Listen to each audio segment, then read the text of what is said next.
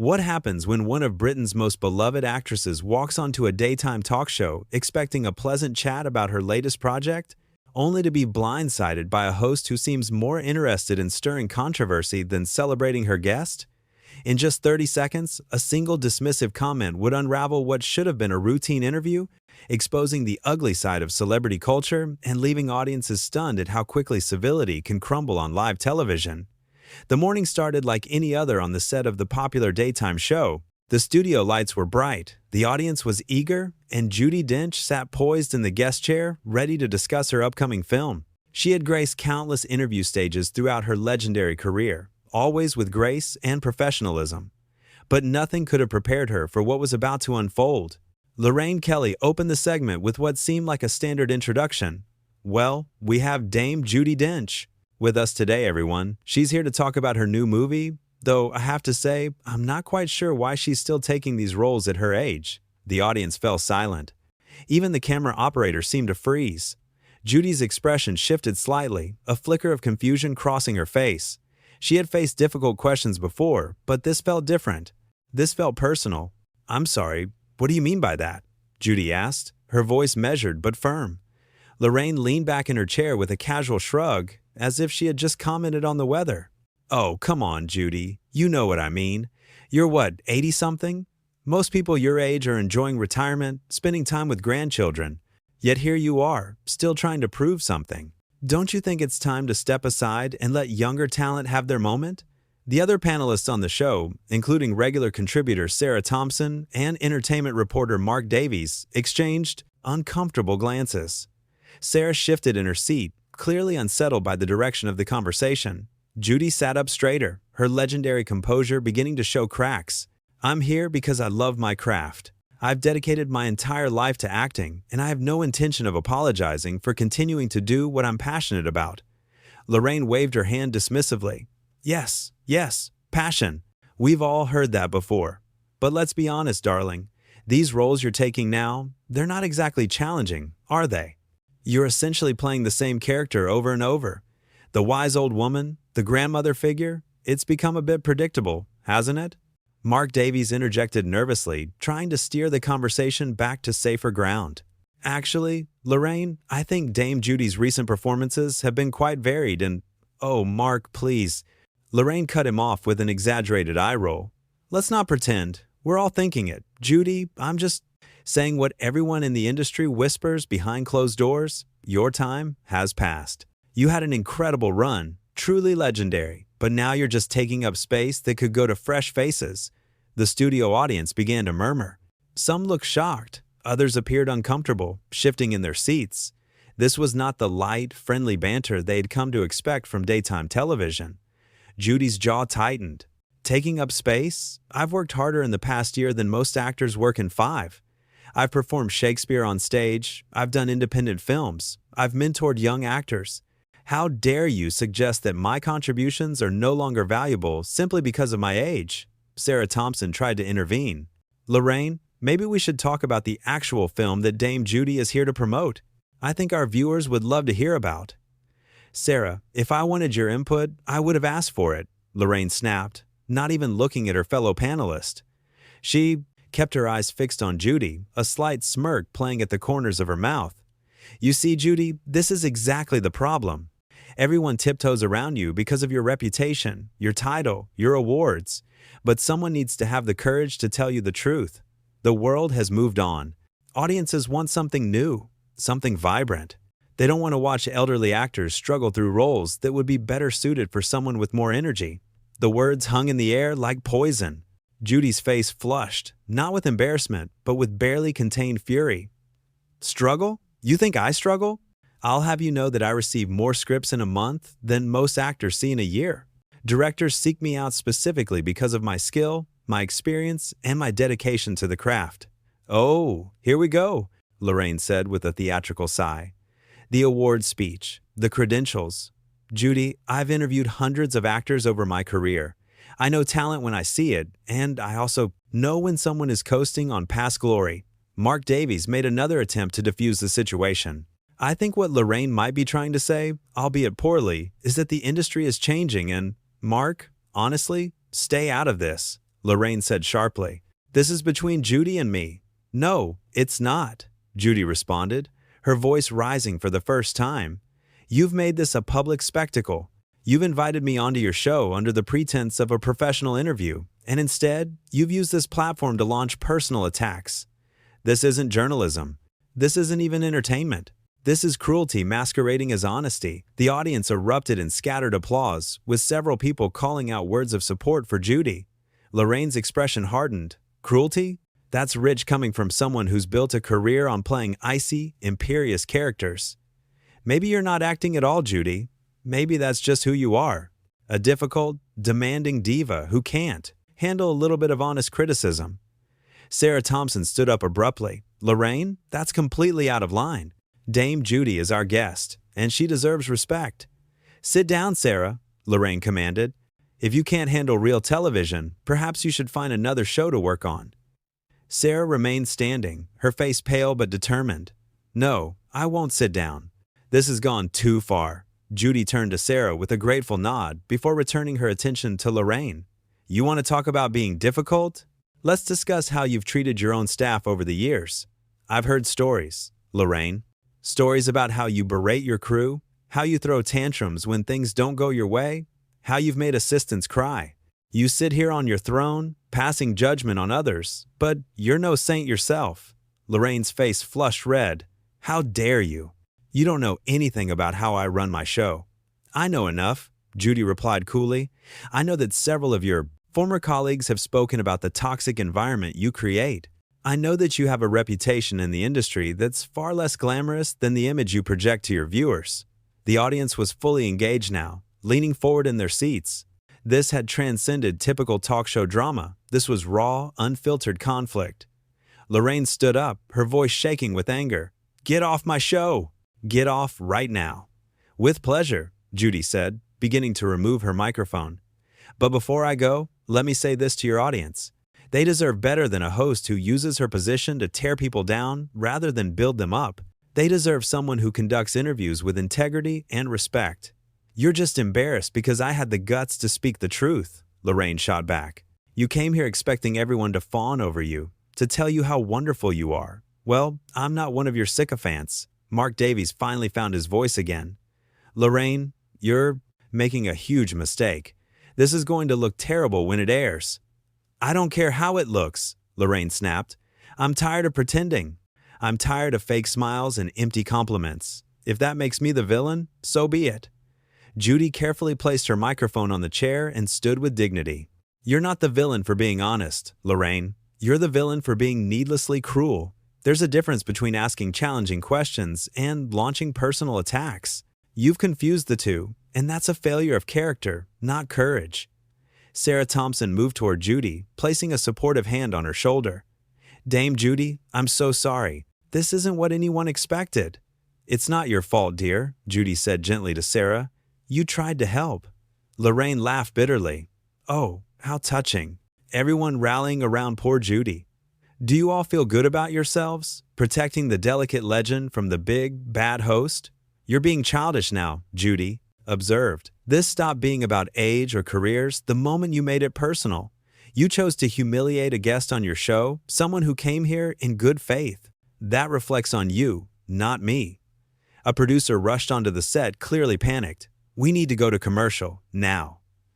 "No," Lorraine said firmly. "Let this play out. Let everyone see what happens when someone finally tells the truth around here." Judi shook her head slowly. "The truth? You wouldn't recognize the truth if it sat in your interview chair. You've built your career on gossip, on manufactured controversy, on exploiting people's vulnerabilities. That's not truth. That's opportunism," says the woman who's played make-believe for a living, Lorraine countered. "You're an actress, Judi. You've spent your entire life pretending to be other people. Don't lecture me about truth and authenticity." "Acting is about revealing human truth through storytelling," Judi replied, her voice steady despite the chaos around her. "It's about empathy, understanding, connection. What you're doing right now has nothing to do with truth. It's about ego. Your ego." The audience began to applaud again, louder this time. Several people stood up in support of Judi. Lorraine looked around at the audience, her expression a mixture of defiance and something else. Perhaps the first hint of doubt. Fine, leave then. Go back to your ivory tower. I'm sure you'll dine out on this story for months, telling everyone how poorly you were treated. I won't need to tell anyone, Judi said quietly. This is being broadcast. Your actions speak for themselves. Sarah Thompson spoke up again. Lorraine, you need to apologize. This has become completely unprofessional. I won't apologize for speaking my mind, Lorraine insisted. That's what this show is supposed to be about. Real conversations. Unfiltered opinions. Mark Davies shook his head. There's a difference between unfiltered and unhinged. This crossed a line. Oh, now Mark has opinions, Lorraine said mockingly. Where was this backbone during all our other shows? You're just jumping on the bandwagon, trying to look good for the cameras. No, Mark replied firmly. I'm standing up because this is wrong. We all know it's wrong. Dame Judi came here to talk about her film, and you turned it into a personal attack. That's not good television. That's just mean. Judi gathered her belongings, a small handbag, and a copy of the film's script. I've been in this industry for over 6 decades. I've worked with the greatest directors, actors, and writers of multiple generations. I've seen trends come and go. I've watched the medium evolve. But through it all, one thing has remained constant: respect. Mutual respect between professionals. You've abandoned that principle, Lorraine. And that's why this feels so wrong. I don't need lessons from you, Lorraine retorted, though her voice had lost some of its earlier venom. I've built my own. Successful career, thank you very much. Success isn't just about ratings or recognition, Judi said. It's about how you treat people along the way. It's about the legacy you leave behind. Right now, your legacy is this moment, this ugly, unnecessary confrontation. The producer tried again to intervene. Please, we really need to cut to commercial. Lorraine ignored him completely. You think you're so much better than me, don't you? With your titles and your accolades. But you're just a person, Judi. A flawed, aging person who can't accept that her time in the spotlight is ending. My time in the spotlight will end when I choose for it to end, Judi responded. Not when a talk show host decides it's time. My career doesn't depend on your approval or anyone else's. It depends on my ability to do the work, which I continue to do at the highest level. Sarah Thompson turned to the cameras. To our viewers at home, I want to apologize for what you're witnessing. This is not representative of what this show is supposed to be. Don't apologize for me, Sarah, Lorraine warned. I stand by everything I've said. Then you stand alone, Sarah replied, because I want no part of this. Mark Davies nodded in agreement. Neither do I. This is shameful. Lorraine looked at her 2 panelists with contempt. Traitors, both of you, after everything I've done for your careers. You haven't done anything for our careers, Mark said. We've worked hard to be here. We've earned our positions, and we're not going to support bullying just to keep those positions. Judi smiled at Mark and Sarah. Thank you both. Your integrity means more than you know. She turned back to Lorraine one final time. I hope you find whatever it is you're looking for, Lorraine. Whatever validation you're seeking by tearing others down. But I doubt you'll find it this way. Cruelty doesn't fill the void. It only makes it deeper. Get out, Lorraine said, her voice now barely above a John whisper. Just get out of my studio. I'm leaving, Judi confirmed. But I'm leaving with my dignity intact. Can you say the same? The question hung in the air as Judi walked toward the exit. The audience erupted in applause, with many people standing to give her an ovation. Sarah Thompson followed her, offering to escort her out. Mark Davies remained on set but refused to look at Lorraine. Lorraine stood alone at her desk, the reality of what had just happened beginning to sink in. The producer rushed over, speaking urgently into her ear, but she waved him away.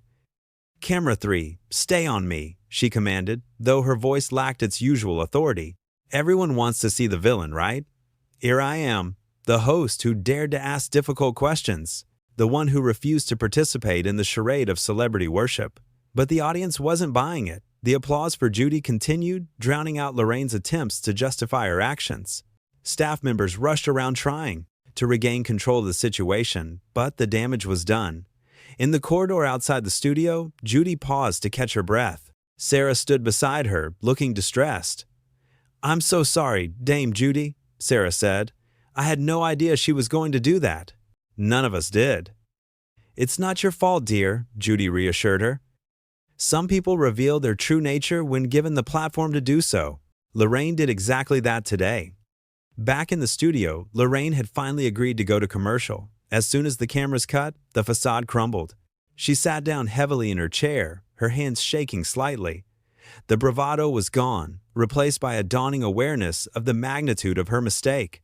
Mark Davies approached cautiously. "Lorraine, what were you thinking? That was career suicide." "I was thinking," Lorraine said slowly, "that I'm tired of the pretense, tired of the fake enthusiasm for every celebrity who walks through that door, tired of pretending that age doesn't matter in an industry obsessed with youth." "But that's not Judi's fault," Mark pointed out. "She's not responsible for industry ageism. She's a victim of it, if anything. And you just became part of the problem instead of addressing the real issues." Lorraine didn't respond. She stared at the empty chair where Judi had been sitting just moments ago, perhaps beginning to understand the difference between bold journalism and personal cruelty. The producer approached with a clipboard, his face grave. "We're getting calls already. Social media is exploding. This is going to be everywhere within the hour."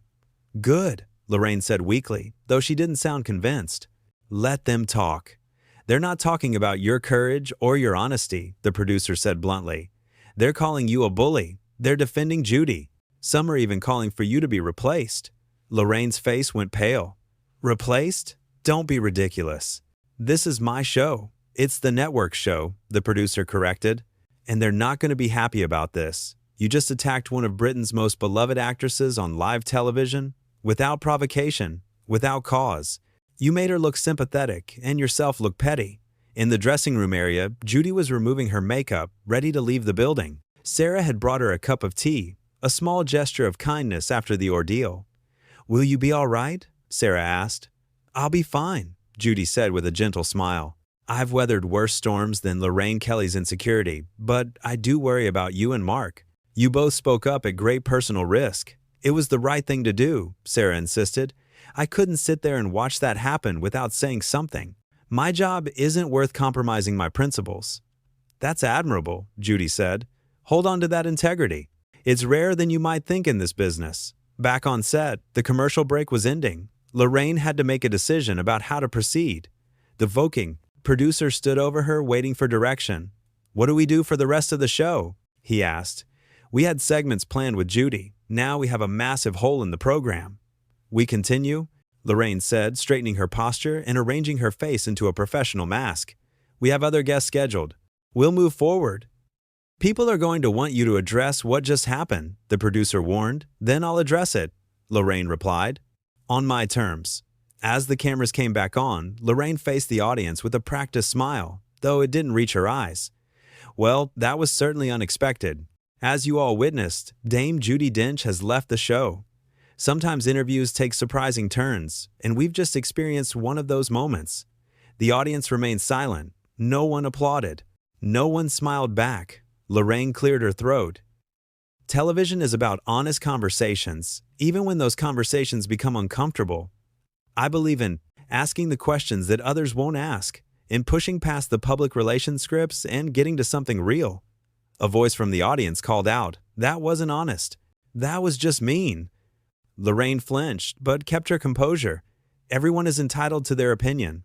That's what makes live television so dynamic. Mark Davies, still at his position on the panel, spoke up quietly. "Lorraine, I think you owe Dame Judi an apology. What happened here today went beyond tough questions. It was personal, and it was hurtful." "I appreciate your perspective, Mark," Lorraine said stiffly, "but I stand by my approach. If that makes me unpopular, so be it." The rest of the show proceeded awkwardly, with remaining guests visibly uncomfortable and the audience notably less responsive than usual.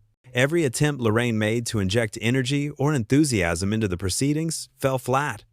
Meanwhile, outside the studio, Judi was being approached by reporters who had already heard about the confrontation. She handled their questions with characteristic grace, refusing to escalate the situation further.